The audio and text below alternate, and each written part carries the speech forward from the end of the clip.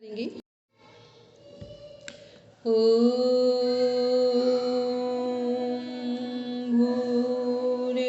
भूर्भुवः स्वाहा तत्सवितुर्वरेण्यं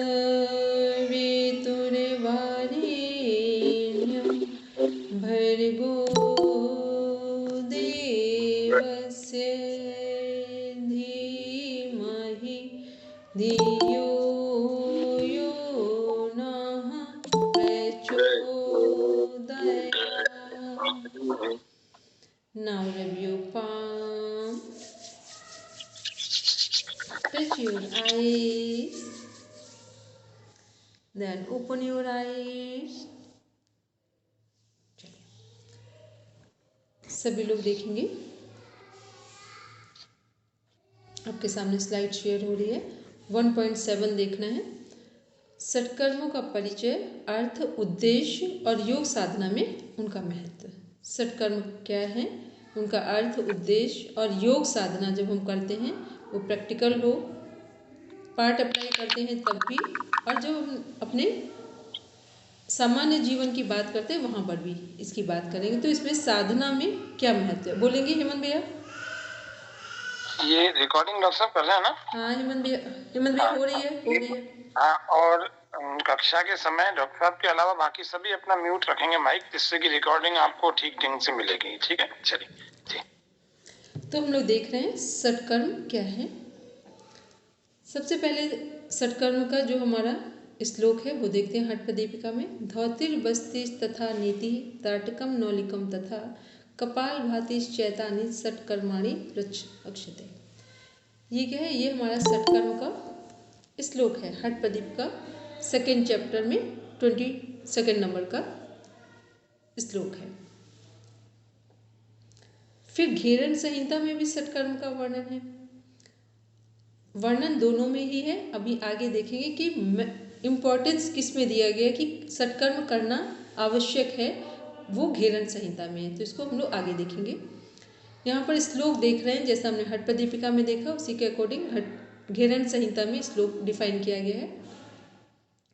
धौतिर्वस्ति तथा नेतिर्नौलिकी ताटकम तथा कपाल भाति चैतानि सत्कर्माणि समाचरित। ये हमारे घेरन संहिता में फर्स्ट चैप्टर में 12 नंबर का श्लोक है। सत्कर्म यानी 6 कर्म या क्रियाएं। सत्कर्म का फल और उद्देश्य देखेंगे। अभी हमने सत्कर्म देखे कौन कौन से हैं, अभी नीचे सत्कर्म डिफाइन किए जाएंगे। एक बार देख लेते हैं। पहले हठपदीपिका में देखते हैं। धौती, बस्ती, नेति, त्राटक, नौली, कपालभाति, ये सत्कर्म है। ठीक है, यहाँ संस्कृत में डिफाइन है, ये हमने नाम बोले। धौती, बस्ती, नेति, त्राटक, नौली, कपालभाति। घेरन संहिता में भी यही सत्कर्म है, लेकिन यहाँ थोड़ा सा क्रम अलग अलग है। यह क्रम में थोड़ा सा अंतर है। धौती, बस्ती, नेति, नौली, कपालभाति। पहले धौती बस्ती हो गया, फिर नेति नौली हो गया, फिर त्राटक और कपालभाति। ठीक है, त्राटक और कपालभाति, ये हमारा घेरन संहिता। अब एक बार ऊपर और नीचे में अंतर देखेंगे कि जब हम लोग घेरन संहिता देख रहे हैं, यहाँ नेति और नौली एक साथ है, और ऊपर क्या क्रम है, नेति के बाद त्राटक है, फिर नौली है। बस इतना अंतर है। धौती, बस्ती, नेति दोनों में बराबर है। फिर घेरन संहिता में नेति के बाद नौली आ रहा है, और हठपदीपिका में नेति के बाद त्राटक आ रहा है। बस इतना अंतर है। 6 ही वहाँ पर है सत्कर्म, और 6 ही हमारे हठपदीपिका में भी सत्कर्म है। फिर सट यानी 6 कर्म क्रियाएं। अब देखते हैं सत्कर्म का फल और उद्देश्य क्या है। वात, पित्त, कफ का संतुलन एवं शरीर का शोधन। वात, पित्त, कफ का संतुलन एवं शरीर का शोधन, अर्थात शरीर में जमा मल यानी विजातीय तत्वों टॉक्सिन्स को बाहर निकालना। सत्कर्म क्या करता है, हमारे शरीर में जो विजातीय तत्व हैं उनको शरीर से बाहर करना है। क्योंकि जब तक विजातीय तत्व रहेंगे हमारे शरीर में, तब तक हमारा शरीर अस्वस्थ या रोगी रहेगा, बीमार रहेगा। और षटकर्म का उद्देश्य बहुत ध्यान से पढ़ेंगे, त्रिदोषों के सिद्धांत पर काम कर रहा है। तो त्रिदोष हैं क्या हमारे? वात, पित्त और कफ है। फिर देख रहे हैं षटकर्म हमारे हिंदी में प्रॉपर लिखा हुआ है, जिन्होंने गलत लिखा हो तो सही कर लें। धौती, बस्ती, नेति, त्राटक, नौली, कपालभाति।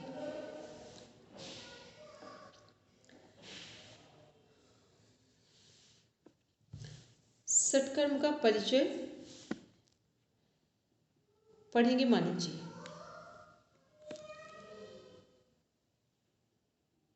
मानिक जी आवाज आ रही मेरी?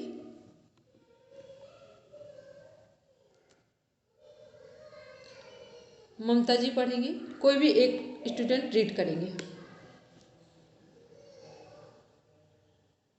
जी मैम। हाँ जी, प्रणाम मैम। षटकर्म शब्द की उत्पत्ति षट और कर्म इन दो शब्दों के मेल से हुई है। इनमें षट का अर्थ है छह और कर्म का अर्थ है कार्य। इस प्रकार षटकर्म का अर्थ हुआ छह कार्य। यहाँ पर षटकर्म का अर्थ ऐसे छह विशेष कर्मों से है जिनके द्वारा शरीर की शुद्धि होती है। हठयोग में इन छह प्रकार के शुद्धि कर्मों को षटकर्म कहते हैं। इन्हें अंग्रेजी में 6 बॉडी क्लींजिंग प्रोसेस कहा जाता है। ठीक है, हठयोग में ये जो षटकर्म है इन्हीं को इंग्लिश में 6 बॉडी क्लींजिंग प्रोसेस कहा जाता है। आगे देखेंगे।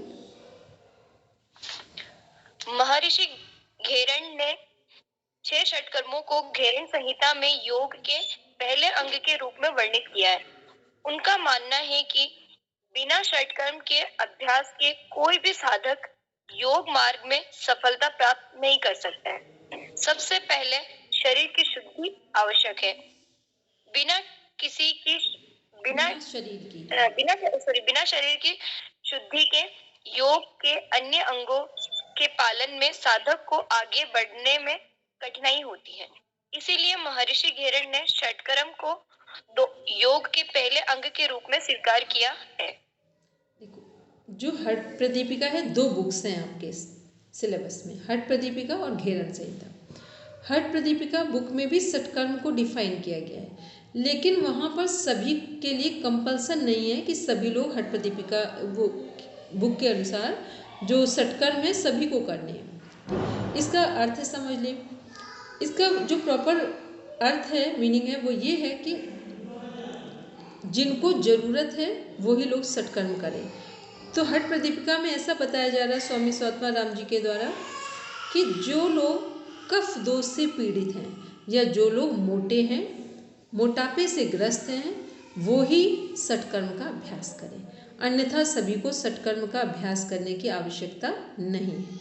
ये किसके अनुसार है? हठ प्रदीपिका बुक और स्वामी स्वात्मा राम जी इस बुक के राइटर हैं। उनके अनुसार है कि षटकर्म का अभ्यास सभी के लिए आवश्यक नहीं है। केवल जो कफ दोष या मोटापे से पीड़ित हैं, तो कफ दोष वाले लोग ही मोटे होते हैं मोस्टली, तो कफ दोष जो मोटापे से पीड़ित लोग हैं वो ही षटकर्म का अभ्यास करें। क्लियर है ये बात सभी को? मेरी समझ में आ गई? ठीक। दूसरी जो बुक है घेरण संहिता, महर्षि घेरण द्वारा रचित जो ग्रंथ है, यहाँ पर उन्होंने षटकर्म का अभ्यास सर्वप्रथम बताया है कि कोई भी साधक योग साधना शुरू करने से पहले षटकर्म का पूर्ण अभ्यास करे। जब वात, पित्त, कफ तीनों दोषों पर षटकर्म के द्वारा संतुलन हो जाए तभी योग साधना का शुभारंभ करेंगे। यह है महर्षि घेरण के अनुसार।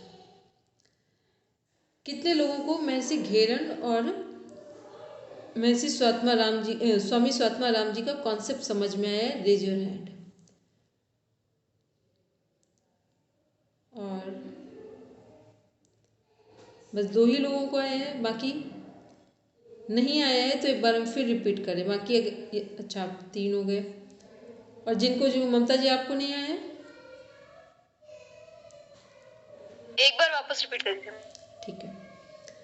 षटकर्म 2 आपकी हठ योग से रिलेटेड बुक्स हैं। एक हठ प्रदीपिका रिटन बाय स्वामी स्वात्माराम जी। दूसरी बुक का नाम है घेरन संहिता, रिटन बाय महर्षि घेरन। जो हठ प्रदीपिका बुक है उसमें भी षटकर्म डिफाइन किए गए हैं, लेकिन हठ प्रदीपिका बुक के अनुसार षटकर्म का अभ्यास सभी के लिए आवश्यक नहीं है।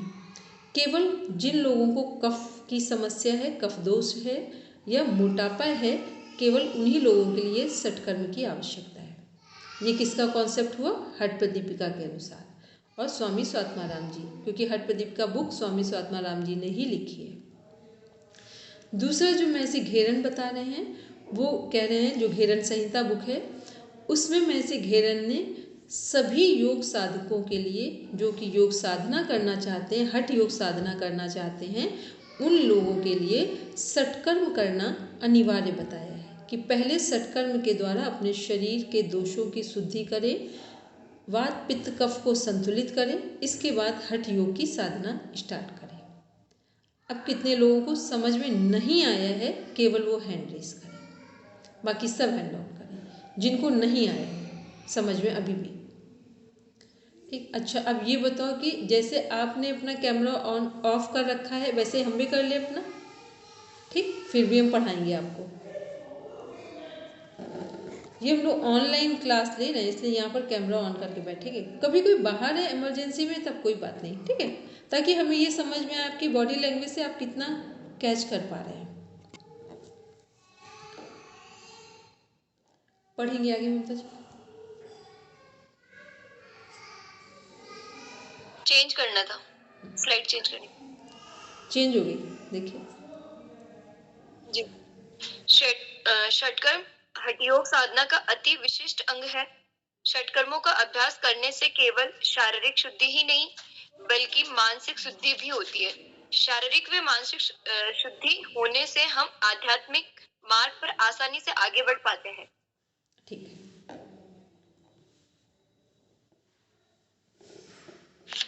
षटकर्मों का हमारे जीवन में विशेष प्रयोजन है। इसमें एक विशेष प्रयोजन ये भी है कि हम विभिन्न प्रकार के रोगों से भी बच सकते हैं। आज पूरा विश्व भयंकर रोगों से बचने व उनके निराकरण के तरीके ढूंढने पर अरबों डॉलर खर्च कर रहा है, लेकिन किसी भी रोग का या बीमारी का स्थायी समाधान नहीं मिल रहा है। इसके पीछे एक बहुत बड़ा कारण रोग या बीमारी के मूल कारण का समाधान ना होना है। लगभग सभी चिकित्सा पद्धति रोग या बीमारी के लक्षणों को आधार बनाकर उनका निवारण करने का काम कर रही है, परंतु जब तक कारण का निवारण नहीं किया जाएगा तब तक किसी भी रोग का समय में स्थायी समाधान नहीं हो सकता। स्थायी समाधान नहीं हो सकता। इसी का परिणाम है कि आज वर्तमान समय में बहुत सी चिकित्सा पद्धतियां प्रचलित है, परंतु सारे नए आविष्कार हुए, बहुत सारे अस्पताल खुले, बहुत सारे नए आविष्कार हुए हैं, बहुत सारे अस्पताल खुले हैं, लेकिन रोग या रोगियों की संख्या घटने की बजाय दिन प्रतिदिन बढ़ती जा रही है।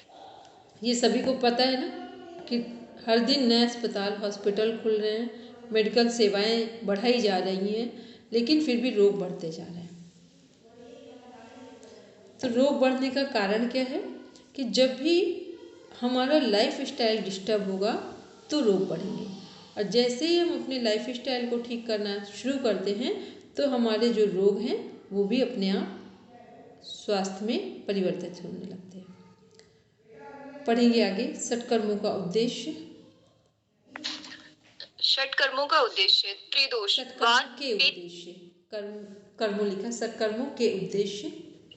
षटकर्मों के उद्देश्य त्रिदोषों वात पित्त और कफ को संतुलित करना, शारीरिक और मानसिक संतुलन बनाना, ईड़ा व पिंगला नाड़ी को संतुलित करके प्राणों को सुषुम्ना में प्रवाहित करना, शरीर में अनावश्यक मलों का निष्कासन शरीर से बाहर निकालना, शरीर में आंतरिक शुद्धि करके शरीर को स्वस्थ करना, शरीर के आंतरिक संस्थाओं जैसे पाचन तंत्र, परिसंचरण तंत्र, श्वसन तंत्र आदि को मजबूती प्रदान करना। ठीक है, पहला क्या है उद्देश्य? ये क्वेश्चन आता है कि षटकर्म का उद्देश्य क्या है। षटकर्म का उद्देश्य दो तरह से आंसर पूछा जाता है।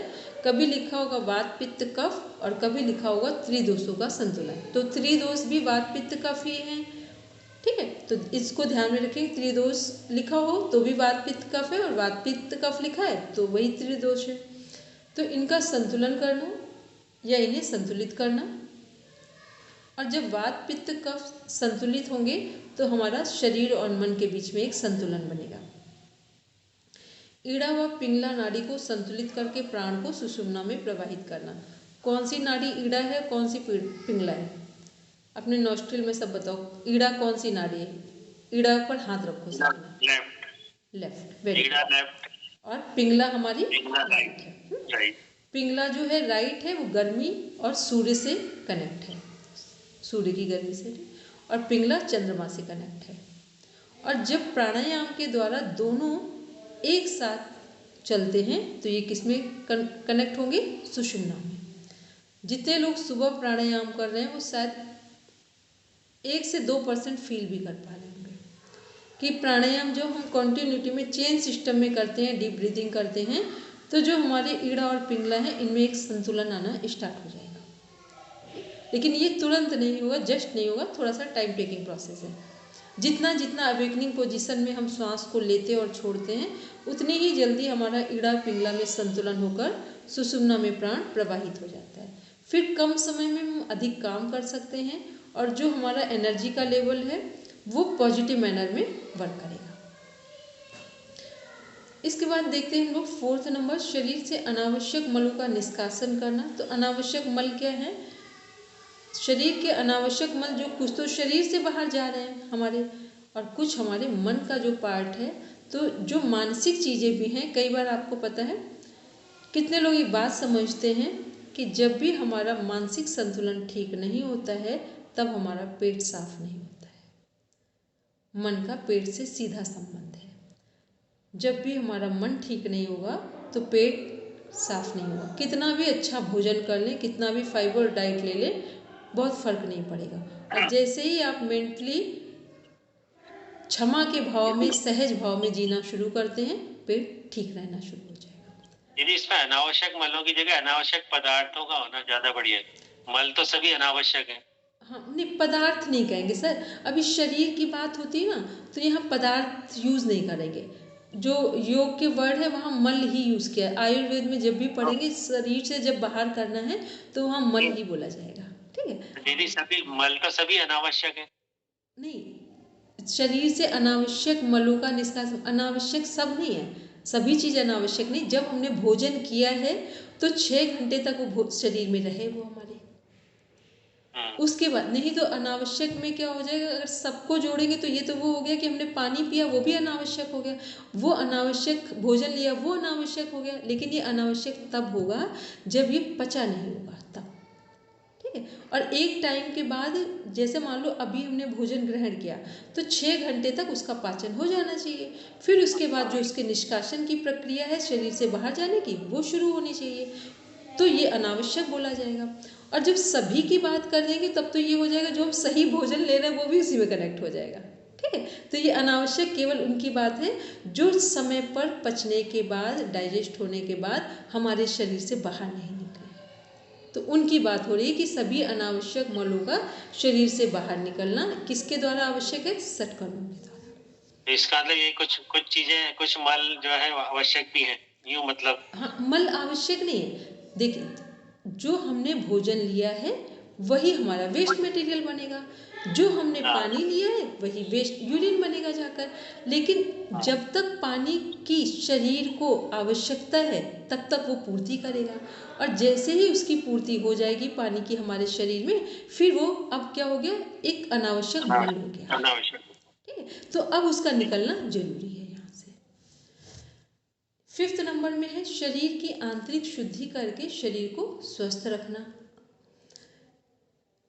आंतरिक शुद्धि करना है शरीर की और फिर शरीर को स्वस्थ रखना है। इसके बाद हम लोग देखते हैं 6 नंबर पे, शरीर के आंतरिक संस्थानों जैसे पाचन तंत्र, परिसंचरण तंत्र व श्वसन तंत्र आदि को मजबूती प्रदान करना। जब हम लोग बात कर रहे हैं, अभी हम लोग आगे देखेंगे, इसमें शायद पूरा आपका डायग्राम दिया हुआ है। तो ये क्या है, पाचन तंत्र, जब भी हमारे शरीर से अनावश्यक जो मल निकलेंगे उसमें से मेन है हमारा स्टूल और यूरिन। तो ये जैसे ही सही समय पर हमारे शरीर से बाहर निष्कासित होते हैं तो उसमें सबसे पहले क्या स्ट्रांग होगा, पाचन तंत्र। पूरे शरीर पर प्रभाव किसका पड़ता है, शरीर और मन पर, पाचन तंत्र का। पाचन तंत्र को डाइजेस्टिव सिस्टम ही डिसाइड करता है कि आपका फिजिकल और मेंटल स्टेटस क्या है। केवल पाचन तंत्र डिसाइड कर रहा है। जैसा आपका पाचन तंत्र होगा, अगर पाचन तंत्र ठीक नहीं है, बहुत दिनों से पेट साफ नहीं है, तो क्या होगा, हर छोटी छोटी बात में गुस्सा आएगा और हर छोटी छोटी चीज़ों को हम पकड़ कर रखना शुरू कर देंगे। और जिनका पेट प्रॉपर सही समय पर डेली साफ होता है, आप देखेंगे वो छोटी छोटी बातों से प्रभावित ही नहीं होंगे वो लोग।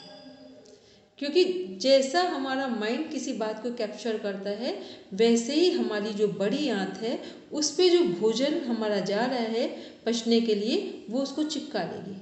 और यदि हमने विचारों को दिमाग से खाली कर रखा है तो बड़ी आंत भी किसी भी तरह का जो हमने भोजन ग्रहण किया है उसको छोड़ देगी पाचन करने के बाद। तो इसलिए जब आप कोई बात पकड़ कर रखते हैं, क्रोध में आते हैं या किसी से जेलसी कर रहे होते हैं या किसी के बारे में बहुत सोच रहे होते हैं नेगेटिव वे में, तो बड़ी आंत क्या करती है, जो भी आपने भोजन ग्रहण किया है उसको चिपका लेती है अपने आप में, वो बाहर ही नहीं जाने देगी। जैसे ही आप विचारों को लूज करेंगे, बड़ी आंत भोजन छोड़ देगी वहाँ से। ठीक, तो ये पूरा अभी तो आप लोग फर्स्ट सेकेंड थर्ड लेवल में है, इसके ऊपर पूरी साइकोलॉजी है proper, gut to brain connection, कि कैसे प्रॉपर एक दूसरे से कनेक्ट होते हैं। तो क्या होगा, पाचन तंत्र, फिर परिसंचरण तंत्र। तो जैसा आपका भोजन आपने लिया है, भोजन डाइजेस्ट हो गया है, शरीर से सही समय पर निष्कासित हो गया है, तो परिसंचरण तंत्र का मीन्स हुआ रक्त परिसंचरण तंत्र, जो हमारे हृदय से संबंधित है। तो हमारा जो ब्लड है वो कब प्यूरिफाइड होता है, जब हमने सही भोजन लिया है, भोजन सही समय पर वेस्ट मटेरियल के रूप में शरीर से निष्कासित हो गया है, तो हमारा ब्लड प्यूरिफाइड ब्लड होगा। और जब ब्लड प्यूरिफाइड है और उसी में श्वसन तंत्र, जब हम लोग जल नीति करते हैं तो क्या होता है, हमारा श्वसन तंत्र स्ट्रांग होता है। ऐसा बोला जाता है कि एक बार जब हम जल नीति करते हैं एक एक पॉट से, दोनों साइड से, लेफ्ट एंड राइट से, तो एक बार जल नीति से एक दिन जो जल नीति का अभ्यास करते हैं, उससे जो हमारा ऑक्सीजन का लेवल है वो 10% इंक्रीज होता है ऑन द स्पॉट। ये IIT की रिसर्चेस हैं, ठीक है। डॉक्टर SL यादव सर हैं यहाँ पर कानपुर IIT में, उनकी रिसर्च के अकॉर्डिंग हम बात कर रहे हैं। बोलेंगे पूजा? श्वसन तंत्र means respiratory system, digestive system, परिसंचरण तंत्र, सर्कुलेटरी सिस्टम, श्वसन तंत्र, रेस्पिरेटरी सिस्टम, ठीक है। पढ़ेंगे ममता जी? जी मैम। षटकर्मों की हमारे जीवन में बहुत अधिक उपयोगिता है। इनके अभ्यास से हमारे शरीर की सारी शुद्धि होती है। अब प्रश्न उठता है कि इनका अभ्यास कैसे किया जाए। कुछ व्यक्तियों का मानना है कि केवल किसी लेख या पुस्तक में पढ़कर भी हम इनका अभ्यास कर सकते हैं, लेकिन ऐसा करना आपके लिए घातक हो सकता है। किसी भी पुस्तक में पढ़कर या किसी वीडियो को देखकर आप इनके विषय में जानकारी प्राप्त कर सकते हैं। कोई भी लेख या व्याख्यान आपको जानकारी देने के लिए पर्याप्त होता है, लेकिन बिना योग के विशेषज्ञ के षटकर्मों का व्यवहारिक अभ्यास करना आपको हानि पहुंचा सकता है। लेकिन बिना योग विशेषज्ञ के षटकर्मों का व्यवहारिक अभ्यास करना आपको हानि पहुंचा सकता है। देखो कई बार क्या होता है ना कि हम लोगों ने कहीं पढ़ा और अभ्यास करना शुरू कर दिया, तो ये जो षटकर्म है, और वैसे मेरे समझ से मेरा तो ऐसा मानना है, योग का जितना भी प्रैक्टिकल पार्ट है, एक बार तो आप एक्सपर्ट्स की राय से ही करें, ताकि आप समझ पाएँ कि आपको करना है कि नहीं करना है। ये षटकर्म है, इसमें भी बहुत सारे जो हमारे षटकर्म है जो नहीं करनी है। मान लो किसी को हर्निया की प्रॉब्लम है, ठीक है, अल्सर है पेट में, और अब आप कह दें कि वो लोग नौली करें, तो क्या होगा, प्रॉब्लम बढ़ जाएगी। तो ये सब क्या है, ध्यान में रखना है कि एक्सपर्ट के साथ रहकर आप क्या समझ पाते हैं कि जो आप करने जा रहे हैं वो आपको करना है कि नहीं करना है। षटकर्म करना है, योगासन सभी को करने हैं, लेकिन किसको कौन से, सभी योगासन है, मान लो 15 आसन है, 32 आसन है according to other books, different books, लेकिन हमें क्या करना है ये एक्सपर्ट से सही पता चल जाता है। तो इसलिए क्या बोला कि पुस्तक से पढ़कर ना करें। और इस समय आप देखेंगे जो यूट्यूब है ना, इसमें इतनी सारी गलत जानकारियाँ पहुँच चुकी हैं कि आप अगर एक बात सर्च करेंगे तो उसमें 100 लिंक ओपन हो जाएंगे। आप ही कंफ्यूज हो जाएंगे किसकी बात माने किसकी बात ना माने। क्योंकि इस समय यूट्यूब में क्या हो रहा है कि आज यदि अभी हम लोगों का एक लेक्चर सुना गया तो इसमें बहुत सारे लोग हैं जिनको कुछ पता नहीं है, वो क्या करेंगे, तुरंत अपनाना शुरू कर देंगे और तुरंत यूट्यूब वीडियो बन जाएंगे, उनके अपलोड हो जाएंगे और लोग करना शुरू कर देंगे। तो इन बातों में हमें सावधानी रखनी है कि यूट्यूब में भी कुछ एक्सपर्ट्स को सर्च करें, नहीं जानते हैं तो फिर पूछ लें कि कौन से ऐसे एक्सपर्ट हैं। हम लोग जो बहुत डीप में नॉलेज रखते हैं तो भी हम कह सकते हैं कि मुश्किल से अगर योग की फील्ड के एक्सपर्ट्स इसमें नज़र आएंगे जो बहुत अच्छे हैं, वो 5 आएंगे। ठीक, तो इसलिए बोल रहे हैं कि जब भी जो करें वो एक्सपर्ट की राय में करें, एक बार उनसे गाइडलाइन ले लें। और दूसरा, खुद में भी कुछ चीज़ें हमें महसूस करनी चाहिए। मान लो हमें नाक में बहुत प्रॉब्लम है, ठीक है, तो हम क्या करेंगे, जल नीति करेंगे, रबड़ नीति नहीं करेंगे। जब थोड़ा सा रेस्टिंग मोड में आएंगे फिर रबड़ नीति स्टार्ट करेंगे। मतलब जिस अंग में हमें बहुत गहरी समस्या है उस अंग से संबंधित कोई भी षटकर्म, आसन, प्राणायाम कुछ भी नहीं करेंगे। थोड़ा रेस्टिंग मोड में आ जाए फिर करेंगे, नहीं तो क्या होगा कि जो समस्या है वो बढ़ जाएगी आपकी। तो इन सब का हम लोग थोड़ा सा ध्यान रखेंगे। आगे देखेंगे ममता जी। जी मैम, इनके अभ्यास से पूर्व अपने शरीर की क्षमता व प्रकृति आदि का ज्ञान होना अनिवार्य है। षटकर्मों के अभ्यास से पूर्व साधक को अपने आहार की शुद्धि करनी चाहिए। साधक को केवल पथ्य आहार ही ग्रहण करना चाहिए। किसी भी प्रकार का तामसिक भोजन नहीं लेना चाहिए। आहार का योग साधना में महत्वपूर्ण योगदान होता है। किसी भी बीमारी या रोग की अवस्था में पहले चिकित्सक से सुझाव लेना आवश्यक है, उसके बाद ही आप षटकर्मों का अभ्यास करें। षटकर्मों के अभ्यास की शुरुआत अकेले ही घर पर नहीं करनी चाहिए। ठीक है, देखिए क्या है कि जब हम लोग षटकर्म की बात कर रहे हैं, यदि हम पूरे योग की बात करें, ओवरऑल की बात करें, कौन सी एक ऐसी चीज़ है जिसको हम लोग यदि आज अपनाएं और आज से ही हमारा शरीर ठीक हो सकता है, शरीर मन स्वस्थ हो सकते हैं। सबसे सरल क्या है जिसको अपनाकर हम स्वस्थ हो सकते हैं? सबसे सरल क्या हो सकता है? One of the best. सब लोग समझ के अपना अपना बताओ सर क्या होगा। मतलब योग में ही या योग में ही, योग से ही कनेक्ट है वो पार्ट। प्राणायाम और उससे श्वास, प्राणायाम से भी सरल डेथ ऑब्जर्वेशन करना है, सबसे बेस्ट ध्यान करना। मैम बोलेंगे रिंकी जी? ध्यान। और बोलेंगे? मैम श्वास प्रश्वास पर अपने आप को केंद्रित करना। हमने कहा सबसे सरल क्या हो सकता है यदि अपने आप को ठीक करना हो तो? अपने में खुश रहना, अपने में आनंद में रहना। यति जी बताएंगे सर? यति सर सबसे सरल क्या हो सकता है?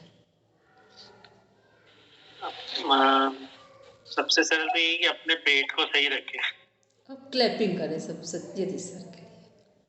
ठीक, सबसे सरल है पहले अपने आप अपने पेट को ठीक रखें। तो पेट को ठीक करने के लिए सबसे सरल है अपनी डाइट को ठीक रखें। जिसने अपना आहार ठीक कर लिया है, आप प्राणायाम भी ना करें तो भी आपका जीवन ठीक चल जाएगा। लेकिन अगर आहार ठीक नहीं है, आपकी डाइट ठीक नहीं है, तो फिर कुछ भी नहीं चलेगा। अब डाइट में 3 चीज़ें कनेक्ट होती हैं, तब डाइट कंप्लीट मानी जाती है योग में। पहला, फर्स्ट, जो भी हम भोजन करते हैं वो बहुत ईमानदारी के पैसों का भोजन की व्यवस्था हुई हो। पहली शर्त है ईमानदारी के पैसों से भोजन की व्यवस्था हुई हो। दूसरी चीज़, बहुत प्रेम के साथ भोजन बनाया गया हो। तीसरी चीज़, शांत मना स्थिति के साथ भोजन ग्रहण किया गया हो। यदि ये 3 चीज़ें भोजन के संदर्भ में अपना ली जाए तो समझ लें कि हम कुछ भी ना करें, जैसा खाएं अन्न वैसा बने मन। ये एक ऐसा सिंपल सा फंडा है, जिनको कुछ भी नहीं करना हो, बिल्कुल एक साधारण जीवन जीना हो, वो भी इस फंडे को अपनाकर, इस बात को अपनाकर संसार से अध्यात्म की पूरी यात्रा कर सकते हैं। इसीलिए हमने बोला था कि सबसे सरल क्या है, क्योंकि आप प्राणायाम भी करेंगे, आप प्राणायाम बहुत अच्छे से करिए, लेकिन आप भोजन गलत करते जाइए तो भी प्राणायाम में मन नहीं लगेगा। सब कुछ करने का जो सोर्स है, बेस है वो, क्योंकि हम लोग किसके बिना नहीं रह सकते, भोजन के बिना नहीं रह सकते। भोजन से ही हमें ऊर्जा मिलती है। तो ये भोजन क्या है कि आहार है, ये हमारा टोटली मेडिसिन का काम करता है। पहले हम लोग जो भोजन करते थे वही तो औषधि थी। अब क्या हो गया है कि भोजन कर रहे हैं और भोजन में बहुत सारी प्रॉब्लम्स हैं, पेस्टिसाइड्स वगैरह, और दूसरा क्या है कि फिर अदर हम लोग गलत चीज़ें खा रहे हैं। तो भोजन को जिस दिन से हम लोग एज ए मेडिसिन लेना शुरू करेंगे, ये हमारा पहला स्टेप होगा योग या के फील्ड में या अपने मनुष्य जीवन के लिए। तो पहली चीज़ हमें डाइट ठीक रखनी है। फिर सेकंड में जब आते हैं तो फिर प्राणायाम में आते हैं कि कुछ भी ना करना हो। तो क्योंकि प्राणायाम में क्या है, डीप ब्रीदिंग मान लो हम लोग को करना है तो एक लेटा हुआ व्यक्ति भी कर सकता है। किसी भी तरह की किसी को प्रॉब्लम हो फिर भी लेट कर वो गहरा श्वास ले भी सकता है, छोड़ भी सकता है, यदि उसे सही ढंग से समझा दिया जाए। तो ये 2 चीज़ें क्या है, ये सरल है। बाकी जितनी चीज़ें हैं उनके लिए आपको एक व्यवस्था चाहिए। उस व्यवस्था के तहत ही आप उन चीज़ों को अप्लाई कर सकते हैं, चाहे वो षटकर्म हो, चाहे सूक्ष्म व्यायाम हो, आसन हो, कुछ भी हो। लेकिन भोजन, आहार जो है वो, और दूसरा डीप ब्रीदिंग जो प्राणायाम का इनिशियल पार्ट है, ये दोनों चीज़ें सबसे सरल हैं और सबसे सहज हैं योग में। आगे पढ़ेंगे ममता जी, 1 मिनट इसे, हाँ 1 मिनट स्लाइड। डॉक्टर साहब, हम ये भी कह सकते हैं इसके साथ आहार, विचार, निद्रा। वो नहीं, जैसा आपका आहार होगा निद्रा उसी पर डिपेंड कर जाएगी। ठीक, सारा जो खेल है इस दुनिया में वो हमारे भोजन पर ही डिपेंड कर रहा है। जैसा आपने भोजन किया है वैसे ही लोगों से आप मिलना पसंद करेंगे। सात्विक भोजन किया है तो सात्विक लोगों से मिलना पसंद करेंगे। श्रवण कुमार की एक कथा आती है, जो लोग कुरुक्षेत्र में वो लोग जानते हैं कि एक बार श्रवण कुमार अपने माता पिता को तीर्थ यात्रा पर ले जा रहे थे। श्रवण कुमार को श्रेष्ठ संतानों में से तो शायद अग्रणी नाम है। अगर पूरे इस ब्रह्मांड में संतानों की बात होगी तो श्रवण कुमार पहला नाम आता है। ठीक है, वो श्रवण कुमार उनके माता पिता को दिखाई नहीं देता था, ले जा रहे थे। कुरुक्षेत्र में एक जगह ऐसी थी जहाँ से वो गुजर रहे थे। अचानक से उनको इतना गुस्सा आने लगा और उन्होंने अपने माता पिता को जो 2 टोकरियों में बैठाला था उनको नीचे रख दिया और बहुत गुस्सा है। उन्होंने कहा इतनी गलत, इतने दिनों से हम इनका बोझ ढो रहे हैं, इन्होंने मेरे लिए कुछ नहीं किया, बहुत गलत कहा। माता पिता को दिखाई नहीं दे रहा था लेकिन अनुभव तो बहुत गहरा होता है। उनको ऐसा लगा कि कुछ गड़बड़ है, कुछ ऐसा है जो ठीक नहीं है। उन्होंने श्रवण कुमार से अचानक से थोड़ी देर के बाद अपना अनुभव जो था उनका उसके आधार पर कहा कि ठीक है, जो कह रहे हो हमने सब मान लिया, सब मेरी चीज़ें गलत हैं और आज के बाद हमें कभी कहीं नहीं कंधे पर उठाकर चलना, कुछ भी नहीं करना। केवल एक काम करो कि हमको 1 किलोमीटर की दूरी पर छोड़ दो, यहाँ से केवल 1 किलोमीटर की दूरी पर छोड़ दो, इतना कर दो बस अंतिम। तो श्रवण कुमार को लगा कि चलो इतना ही है। उन्होंने 1 किलोमीटर की दूरी पर जब रखा तो बहुत फूट फूट कर रोए। उन्होंने कहा कि हमें ऐसा क्या हो गया था कि हमने इतना अपमान किया आप लोगों का। तो श्रवण कुमार के माता पिता ने कहा कि जिस जगह पर हमको रखा था वहाँ एक राक्षस की मृत्यु हुई थी। ठीक, राक्षस कौन होते हैं? जो गलत आहार विहार करते हैं। तो जहाँ, क्योंकि विचार किससे बनते हैं हमारे, जैसा भोजन है वैसे ही विचार बन रहे हैं।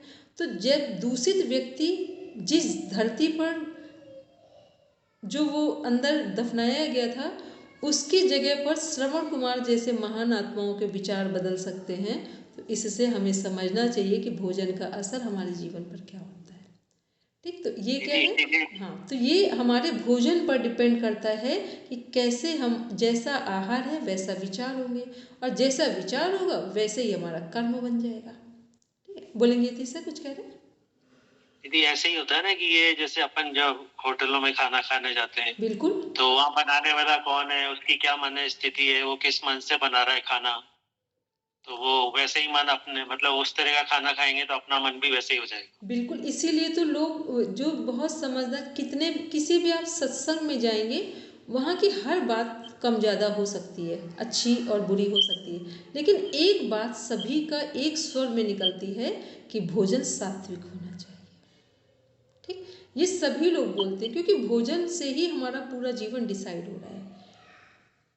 तो ऐसे ही जो प्रसाद और वो मंदिर में जो जल मिलता है और जो वहाँ प्रसाद मिलता है, उसकी भावना अच्छी होती है तो अपने अंदर भी अच्छी भावना आ जाती है। क्योंकि वहाँ क्या है कि एक तो वो भगवान जी के पास चढ़ा भोजन या प्रसाद या जल जो भी, दूसरा फिर हम भी जब मंदिर में जा रहे थे, तो चाहे हमारा कुछ भी इरादा हो, कुछ भी हम सोच रहे हो, लेकिन मंदिर वही जाता है जिसको मंदिर में परमात्मा के प्रति श्रद्धा दिखती है।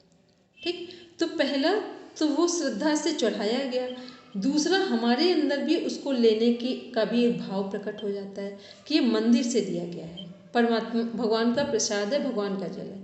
तो दोनों ही चीज़ों ने क्या किया, विचारों में परिवर्तन कर दिया जाकर। तो ये सब क्या है, ये छोटी छोटी सी चीज़ें हैं, लेकिन जब इनको हम ध्यान से समझते हैं, किसी को भी अपना भाग्य चेंज करना हो, कितना भी खराब हो आपका, केवल अपना भोजन चेंज कर लीजिए। और पानी का भी है ना दीदी, वो भोजन पानी से, पर भी भोजन पानी से वो क्या बोल रहे हैं, ये तीसरा दोनों एक ही में आ जाएंगे। ठीक है, भोजन और पानी दोनों एक में कनेक्ट होंगे। बस आप अपने हाथ का और अपने ईमानदारी के पैसों का ग्रहण करना शुरू कीजिए। आप देखेंगे जो आपके जीवन में बड़े से बड़े कष्ट थे, उसका भी कारण समझ में आने लगता है। तो इसलिए भोजन का जो महत्व है वो बहुत ज़बरदस्त है जीवन में। तो सभी लोग, जितने लोग हैं, जिनको जिनको समझ में आता है, अपने बच्चों को, अपने घर के जिस मेंबर को चेंज करना हो, सही भोजन बनाएं। और भोजन बनाते समय इधर उधर के विचार ना करें, गलत चीज़ों को न्यूज़ ना सुने, यूट्यूब ना ओपन करें। मंत्र चलाना हो तो ठीक है, अदरवाइज मन लगा के भोजन बनाएं और फिर उसके बाद अपना जो काम करना है वो करें। क्योंकि भोजन बनाना अपने आप में एक बहुत बड़ी तपस्या है। ये तपस्या इस समय घर से हट गई है, सब घर से बाहर आ गई ये सारी तपस्या। तो हमको ऐसा लगता है कि घर की फीमेल कोई काम ना करो, सब में सब ठीक है, लेकिन बस किचन में जो भोजन बनाना है, अगर हम लोग गृहिणी हैं, फीमेल हैं, तो हमको लगता है किचन में भोजन बनाना केवल अपना कार्य रखो और सब काम छोड़ दो, सब में चल जाएगा, एडजस्टमेंट हो जाएगा, भोजन खुद बनाओ जाकर।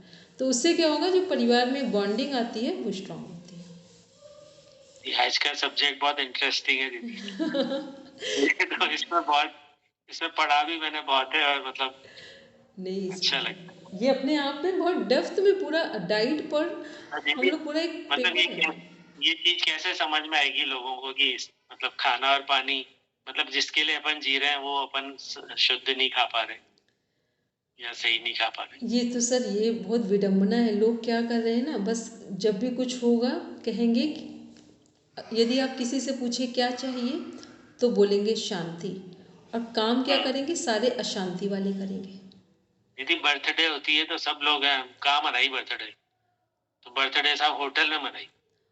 होटल में क्यों मनाई, इससे तो घर पे मनाते, घर पे खाना बनाते अच्छा खाना, तो बच्चे को खिलाते तो उसकी भावना अच्छी होती। क्योंकि सारी चीज़ें तो भावनाओं से जुड़ती हैं। इसीलिए कहा जाता है कि किसी का भी मन बदलना हो, कुछ चीज़ों को ठीक करना हो, तो भोजन सबसे अच्छा सरल माध्यम है, भोजन और पानी। पर यह है कि इस समय बहुत सारे लोग इन बातों को समझने भी लगे हैं, लेकिन अभी सब लोग नहीं समझने वाले। लोगों की संख्या 100 में से 5% की है। ठीक, और वैसे भी हम यदि सर एक अपने लेक्चर में हमेशा बोलते हैं कि 100% लोग यदि हैं टोटल में, हम लोग ग्लोबल में काउंट करें, तो 100 में से जो 80% है, 80% 100 में से आउट ऑफ 80 है, ये 80% भीड़ का हिस्सा है। ये एक दूसरे को देख कर चलता है, अपनी बुद्धि से नहीं चलता है। 20% में जो 5% है, सॉरी 10% है, जो ये सोचता है कि अब भीड़ के साथ नहीं चलेंगे, कुछ अलग चलेंगे, तो वो थोड़ा सा क्रिएटिव होकर अलग सोच पैदा करता है सही जीवन जीने का। फिर जो 91 से 95 पर वाले लोग हैं वो क्या करते हैं, वो इरादा बना लेते हैं कि अब हम सही जीवन ही जिएंगे। और लास्ट जो 96 to 100% में हैं वो लोग हैं जो अच्छा जीवन जीते भी हैं और दूसरों के लिए भी एक अच्छा रोड मैप तैयार करते हैं। ठीक, तो हम लोग यदि हमें कुछ अच्छा समझ में आ रहा है तो हम 80% से बाहर जा रहे हैं। तो इसलिए जो जैसा कर रहे हैं यहाँ दूसरों पर सुधार नहीं करेंगे, केवल सुधार करना है अपने आप पर। जिस दिन केवल हमें अपने आप पर सुधार करना आ गया, अब जिसको समझना होगा ठीक है, नहीं समझना होगा तो कुछ चीज़ें प्रकृति अपने आप सिखा देती है व्यक्ति को। तो हम लोगों का काम सिर्फ अपनों पर है, जो हमारे जैसे हो या हमारे परिवार और हमारा प्रोफेशन, बस हमको इतना ही लगता है केवल हम खुश रहें, हमारा परिवार और फिर हमारा प्रोफेशन, बस। इसके बाद जिसको खुशी मिल जाए बहुत अच्छा, नहीं मिले तो कोई बात नहीं, क्योंकि हम कोई दुनिया के ठेकेदार तो है नहीं। हमने ही अपना रोल पूरा प्ले कर दिया तो जो हमें मनुष्य जन्म जिसके लिए मिला था वो काम पूरा हो गया, बस इतनी हमारी रिस्पॉन्सिबिलिटी है। तो आज हम लोगों ने सत्कर्मों के बारे में पढ़ा और सबसे सरल उपाय बताया कि यदि हमें अपने आप को ठीक करना है तो एज ए मेडिसन डाइट को लेंगे हम लोग। और डाइट के संदर्भ में 3 चीज़ें हमने बताई कैसी डाइट होनी चाहिए, उसी का नाम है जैसा खाएं अन्न वैसा बने मन। जो हमारे उपनिषदों में कहा गया है वो इसी बात को डिफाइन कर रहा है। चलिए अब हम लोग शांति पाठ की ओर है। पूजा जी बोलेंगे क्या कह रहे हैं, क्योंकि टाइम पूरा हो गया। नहीं मैम, वो ऐसे हंसी की बात है, आप जो बोल रहे हो ना कि घर पे बनाना चाहिए, बनाते हैं लेकिन कभी कभी मन नहीं करता है। नहीं कोई बात क्या करें? तो भी क्या करें ना, तो कोई फ्रूट्स वगैरह मंगाया करो और सारे सामान मंगाओ। जो अन्न वाला भोजन है इसको अवॉइड किया करो, क्योंकि अन्न वाले भोजन में जितनी प्रोसेसिंग होती है ना वो ठीक नहीं है। ठीक है, क्योंकि उन्हें ये तो मतलब नहीं होता जो बना रहे होते हैं कि आपका स्वास्थ्य कैसा रहेगा। ठीक है, कम से कम जो हमारा रॉ मटेरियल है उसमें इतना तो है कि हमें डायरेक्ट मिला है, अब उसको हमने रख दिया थोड़ी देर शांत मन से प्रेयर के साथ उस भोजन उसको ग्रहण किया, वो ठीक है। क्योंकि होता क्या है कि आप 10 दिन प्रॉपर चलते हैं, एक दिन गलत भोजन लेते हैं, फिर उसका असर 10 दिन आता है, तो फिर ये जहाँ से चले वहीं वापस आ गया। डॉक्टर साहब मुझे तो होटल का ही नहीं पता, डॉक्टर साहब मुझे तो होटल का ही नहीं मालूम। नहीं मुनि जी कोई बात नहीं, आपको नहीं पता, लेकिन आज की जो जनरेशन है जोमेटो घड़ी पे है, रात 9 बजे भी 10 बजे भी एक बार यहीं से डायल करो। अब तो वो भी समस्या नहीं कि लेने जाना है। ठीक है, पहले तो ये होता था घर से दूर है, घर में कौन लोग है कौन जाएगा ये भी होता था, अब ये ख़त्म हो गया। अब तो यहीं से डायल करो नंबर, यहीं सब चीज़ें उपलब्ध है। ठीक, लेकिन सब लोग स्वास्थ्य के लिए ध्यान में रखेंगे। बोलेंगे लाजवंत जी?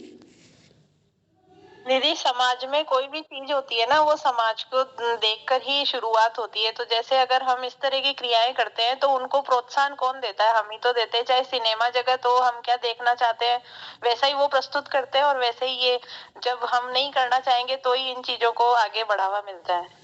ये भी सही है। और आप देखेंगे इस समय सिनेमा जगत में कितने चेंजेस दिखाई दे रहे हैं, ध्यान से देखिए। अब फिल्में वही आ रही हैं जिनकी ज़रूरत है। सभी में तो पूरा चेंजेस नहीं हुआ है, लेकिन थोड़ा सा सुधार हुआ है। ठीक है, अब जितना, अब ये भी है कि अब हम भी क्या करेंगे, मतलब हमारा भी कुछ रोल है, तो हम कुछ ना कर पाए तो बस अपना अपने परिवार यहाँ पर तो थोड़ा सा काम करें। ठीक है, और लेकिन आप सब लोग ध्यान रखें कि अब हम लोग एक बदलते हुए सिनेरियो में जा रहे हैं। ठीक है, अब पहले जैसा नहीं है, कुछ चीज़ें बदल रही हैं, तो उसमें हम लोग भी छोटी सी कड़ी है, एक सहयोग करेंगे। चलिए सब बैठेंगे शांति पाठ के लिए। डॉक्टर साहब एक बात कहूंगी मैं जी। मैं ना जहाँ जाती हूँ ना शादी में, वो लोग हैं ना बीड़ी पीते हैं, गुटखा खाते हैं, पसीना पोंछते हैं और खाना बनाते हैं। मैं कभी शादी का भी नहीं खाती, उन्हें मैं पहले बनाते हुए देखती हूँ कि कैसे बनाते हैं, कैसे लोग हैं। मैं कभी नहीं खाती, उन्हें बस देख करके आ जाती हूँ। जी वो आपकी बात सही है, लेकिन ये क्या है ना कि देखो आज की जो जनरेशन है उसको अभी इन चीज़ों से बहुत रूबरू नहीं है। तो क्या है कि इन चीज़ों को बहुत धीरे धीरे समझ में आ सकते हैं। अगर हम यदि हम लोग ये कहेंगे एकदम से ऐसा किया जाए तो पॉसिबल नहीं है। इन सब चीज़ों में एक थोड़ा थोड़ा सा सुधार किया जा सकता है, ठीक है। और वो भी कितना कि जब हम लोग हैं वो अपने ऊपर थोड़ा सा कंट्रोल हो और घर के लोगों को, बच्चों को ये पता हो कि हम लोग जीवन किसके लिए जी रहे हैं, स्वस्थ रहने के लिए और शांति के लिए, ठीक है। और स्वास्थ्य यदि जीवन से हटा देंगे तो फिर क्या बचेगा, कुछ भी नहीं बचेगा। और ये स्वास्थ्य का जो आधार है वो फूड है। बोलेंगे ममता जी, फटाफट बोलेंगे, 3 मिनट आगे चल रहे हैं। हाँ बोलेंगे। जी मैम। मैम मेरा ये था, आपने बोला कि आप जैसा अन्न खाते हो वैसे आपका मन हो जाता है। चलिए एक आज हम योगा करते हैं रेगुलर हमारे घर में, तो हम उस लेवल तक ठीक है, लेकिन हम सामने वालों को कैसे मोटिवेट करें कि आप भी हमें फॉलो करें या आप भी इस चीज को करें, वो तो पॉसिबल ही नहीं होता, सुनने को तैयार नहीं होता, फिर उसका क्या किया जाए। एक बात बताइए, हमने हमेशा बोला है अपने पर सुधार।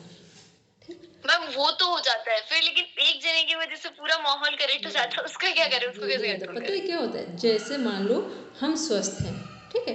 जब कोई व्यक्ति लगातार देखता है कि ये व्यक्ति हर मौसम में स्वस्थ है, हर परिस्थिति में स्वस्थ है, फिजिकली भी मेंटली भी, फिर वो प्रभावित होते हैं, ठीक है। क्योंकि हम भी घर ही में रहते हैं, इसलिए हम चीज़ों को समझ पाते हैं, ठीक। पहले जो लोग हमें नेगलेक्ट कर रहे होते हैं हमारी बात को, फिर वो थोड़े दिन बाद जब परेशान होते जाते हैं, फिर लगता है फिर डॉक्टर के पास जा रहे हैं, खुद बीमार हैं, और फिर हमें सामने से देख रहे हैं कि ये इतना काम कर रही है फिर भी ठीक है, तो फिर ये चीज़ें प्रभाव डालती हैं। लेकिन ये तुरंत नहीं होता है, ठीक है। इसलिए हम बोलते हैं कि आप किसी को सिर्फ अपना एक व्यू रखना है कि आप ऐसा करेंगे तो ये अच्छा रहेगा, कंपल्सन नहीं है। जब तक आप नहीं चाहेंगे तब तक अगर भगवान कृष्ण भी खड़े हो जाएं आकर, तब भी हम कुछ नहीं करेंगे, ठीक है। तो ये बात जब भगवान कृष्ण को रख दिया गया तो हम लोग क्या है यहाँ पर, ठीक है। तो इसलिए बस अपना विज़न जो है वो रखना। मान लो हम क्लास में पढ़ाते हैं, हम अपनी बात रखते हैं, जो मेरा अनुभव है, इसमें से हो सकता है किसी को मेरा अनुभव 1% काम आ सकता है तो बहुत है, नहीं आया तो कोई बात नहीं, हमारा जो काम था वो हमने ऑनेस्टी से पूरा किया, ठीक है। तो बस ऐसे अपना जीवन, यहाँ पर बहुत ज़्यादा ऐसा नहीं सोचिए ये ऐसे बने ये ऐसे बने, केवल हम कैसे बने इस पर ध्यान रखिए। बाकी अपने पर सुधार करना है और दूसरों को स्वीकार करना है। जीवन जीने का बेस्ट फंडा है, अदरवाइज आप जीवन को नहीं जी सकते हैं। अपने पर सुधार करना है, दूसरों को स्वीकार करना है, ठीक है। चलिए अब करते हैं हम लोग शांति पाठ।